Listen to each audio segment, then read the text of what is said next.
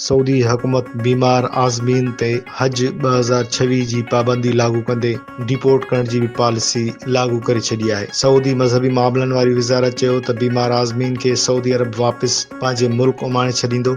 वापसी जो ख़र्च आज़मीन ऐं हज पाण अदा कंदा। बीमार आज़मीन खे फिटनेस सर्टिफिकेट जारी कंदड़ डॉक्टर्स जे ख़िलाफ़ भी कार्रवाई कई वेंदी। सऊदी सिहत वारी वज़ारत जी हिदायतुनि मूजिबि आज़मीन हज 2026 लाइ तिबी शर्त लागू कया विया आहिनि। सऊदी सिहत वारी वज़ारत चयो आहे त गुर्दनि जो मर्ज़ डायलिसिस जे मरीज़नि खे हज 2026 जी इजाज़त न आहे। सऊदी सिहत वारी वज़ारत दिल जे मर्ज़ जो शिकार मरीज़नि जो मुशक्क़त जी भी क़ाबिल न हुजे इन ते भी हज जी पाबंदी लॻाई वई आहे। फिफड़नि ऐं जिगर जी बीमारी में मुब्तला मरीज़नि ते भी पाबंदी हूंदी।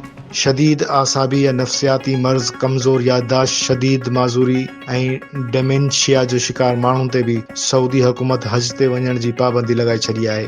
शदीद पोड़ाए या अल्ज़ाइमर्स ऐं रेशे जी भी मरीज़नि ते भी पाबंदी लागू कई वई आहे। ॻोरारी औरतूं, कारी खंघि, बुखार, वायरल ब्रेन हेमरेज, बुखार जा मरीज़ भी हज 2026 न करे सघंदा। कैंसर जे मरीज़नि ते भी हज जी पाबंदी लॻाई वई आहे। मज़हबी मामलनि वारी वज़ारत चयो त हज ते रवानो थियण खां अॻु मेडिकल ऑफिसर हज ते रवानगी खे रोकण जो मिजाज़ हूंदो। मज़हबी मामलनि वारी वज़ारत चयो त सऊदी इख़्तियारियुनि जूं मॉनिटरिंग टीमूं हाजी सगोरनि जी फिटनेस सर्टिफिकेट जी दुरुस्तगी जी तस्दीक कंदियूं। मुक़रर बुनियादी सिहत रखंदड़ माण्हू ई हज जे सफ़र ते रवानो थी सघंदा।